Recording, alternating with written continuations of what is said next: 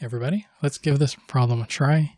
So there's some pendulum released from rest at this angle of 30 degrees, and then it swings over here. So we're looking for the angular velocity when it's over here. Okay, so then let's assume that there's no friction over here in the hinge where it's rotating. So then energy is conserved. So the bar has a center of mass, say over here, right? So if the bar is 1 meter long, then it's just half a meter. And then the solid sphere has a center of mass here. And then when it swings down, the center of mass of the bar is here. And then the solid sphere and the center of mass is over here. Okay, so then for the gravitational potential energy, it just depends where you want to pick the datum. So for example, if I say for the bar, I'm going to pick the datum over here. And then for the solid sphere, I'll pick the datum over here. Okay, so then that means initial,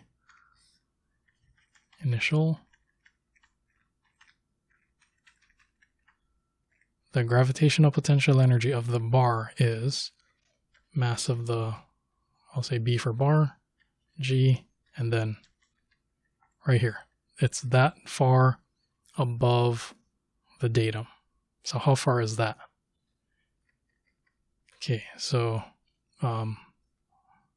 let's see. Let's start with right here. How far is this? L over 2 for bar of length L. Here to here is also L over 2. So how far is this? That's got to be L over 2 cosine theta. Maybe let me draw a triangle on the side over here. Okay, so from here to here, say that's L over 2. And then here to here, L over 2. But then if this is theta, then look right here. Here to here has got to be L over 2 cosine theta. And then again, here to here is L over 2. So here to here is like the leftovers. L over 2 minus L over 2 cosine theta. Here to here is L over 2 minus L over 2 cosine theta. Okay, and then similar story. How far is this? Here to here is L. Here to here is radius R. And then from here to here is also L plus R. So like say here to here is L plus R. Here to here is also L plus R. But then here to here has got to be L plus R cosine theta. So then how far is this right here? That's got to be mass of the solid sphere, G, L. Again, here to here is L plus R. And then here to here is L plus R cosine theta. So this is L plus R minus L plus R cosine theta. Okay. And then I don't need this at the moment.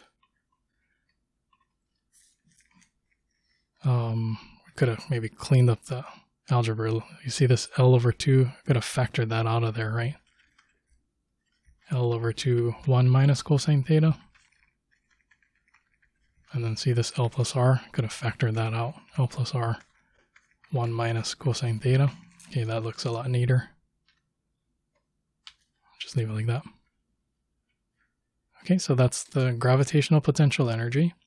And then it's initially at rest. So there's no kinetic energy. But then when it's over here swinging, we have two different kind of conceptual approaches here. So we could say it looks like there's a bar going like this, and the solid sphere going like this. So then we could say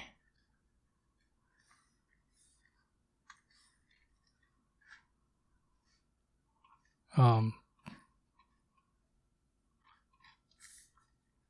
could go like this. Oops. Okay, so kinetic energy. We could be like, there's a pendulum rotating about the axis over here. I'll call this A. So then we can say like this. What's the translational kinetic energy of the axis? So like this, 1/2 mv squared, where this is the velocity of this point right here, which it's not moving, right? So that's actually 0, plus rotation about point A. So 1/2 I omega squared, but which moment of inertia? About point A. Okay, so this is one way to describe it. So this again, okay, right, this is translation of point A, and this is the rotation about point A. Or, let me copy and paste this.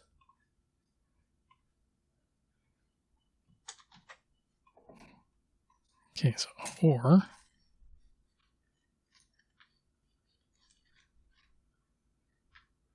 you can go translation of the center of mass. So let's say there's a center of mass somewhere over here. The center of mass. I'll call it C for center. I'll just call it CM for center of mass. Okay, now it could be like 1/2 mv squared, where now we're looking at the velocity of the center of mass. This, which is not 0 in this case, plus 1/2 I omega squared, which now the moment of inertia about the center of mass. Okay, so recap. Translation of point A plus rotation about point A, or translation of the center of mass plus rotation about the center of mass. Okay, so either way, you're going to get the same answer. All right, so now here's the issue. What's the relationship between this and this? Well, we cross this out anyway, so that's going to be 0. But here, what's the relationship between this and this? The velocity of the center of mass and the angular velocity. It is like this. But then what is that radius? It's this distance right here. Here. Right? The distance from the axis to the center of mass. So we would need to know that information in order to use this. Right? So how do we get that? Let's try that right now. So where's the center of mass with respect to that axis? So I'll just draw it right up here. So here's that bar. Here's the solid sphere. Here's axis A over here. And we're looking for the center of mass, which is a mass-weighted mean position of the mass of the bar and the mass of the solid sphere with respect to over here. So I'll make coordinates maybe like this.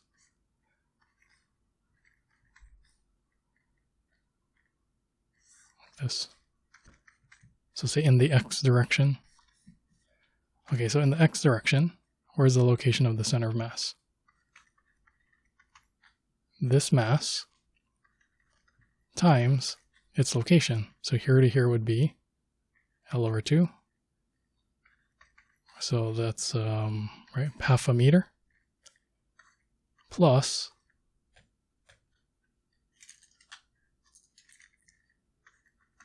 this mass times its location. So here to here is the length of the bar, 1 meter. And then here to here is the radius, which is 20 centimeters. So this plus this, L plus R, which would be 1.2 meters, divided by the mass of the bar plus the mass of the sphere. Okay, so just plug in the numbers. Now we know the position of the center of mass, somewhere, let's say over here. Okay, so now that is right here, this number, we got it, known. Now we know the relationship between these two. Okay, next, what is this? And what is this? What's the moment of inertia about the axis? What's the moment of inertia about the center of mass? So we need, right, about A to use this. We need about the center of mass to use this. So let's get both of them so you have options. Okay, so what's the moment of inertia about the axis A? I'm going to draw maybe like this. Okay, over here. So let's start with the bar right here, right? This thin rod over here. So the moment of inertia of that thin rod about its own center is like this, 1/12 ml squared. 1/12 mass of the bar, length of the bar squared. So this is the moment of inertia about here. But we need it to be here. So I have to use the parallel axis theorem, right? It's this plus extra. How much extra is that? The mass of the bar times the distance between these two parallel axes squared. So how far is this? L over 2. Okay, so that's for the bar about its own center, and then parallel axis theorem. Plus, there's the solid sphere over here, and then that is right here. So that's 2/5 mr squared. It's over here. 2/5 the mass of the sphere, r squared. So that's here. We need it to be here. So plus extra. How much extra? The mass of the sphere times the distance between these two parallel axes squared. Okay, so how far is this? Here to here is L, here to here is R, L plus R. And there you go. So this is the moment of inertia for the entire pendulum about over here, the axis. So punch the numbers, and that goes right here. Okay, and then if you do that, if you look at this, there's only one unknown in this entire equation, right there. Right, and that's what we're looking for, the angular velocity. Okay, but now let's say we want to use this one. Here's the only unknown once we substitute this here. So then we would still need to figure out the moment of inertia about the center of mass. So how do you do that? Okay, so previously we already calculated the location of this center of mass. Right, so we know that distance. So over here. Okay, so which is more? The moment of inertia about the center of mass or the moment of inertia about the axis A? Is it more here or more here? So it's always a minimum about the center of mass. So this is definitely a minimum. which means it's definitely less. And this one is definitely more. So then we use the parallel axis theorem, where minus something, right? Because we said this is more, this is less. So that's why minus something. And then what is that something? The mass of the pendulum. So mass of the bar, mass of the solid sphere, times the distance between these two parallel axes squared. And how far is it from here to here? Right there. The location of the center of mass, which we found earlier. Right here. Right? Okay, so then, right, this is parallel axis theorem. You get something. And then it goes right here. Okay, so different ways to solve. And you should practice both. So you have just different options as an exercise. Let's see. Okay, so let me know if you have any questions. Other than that, I'll see you in the next video.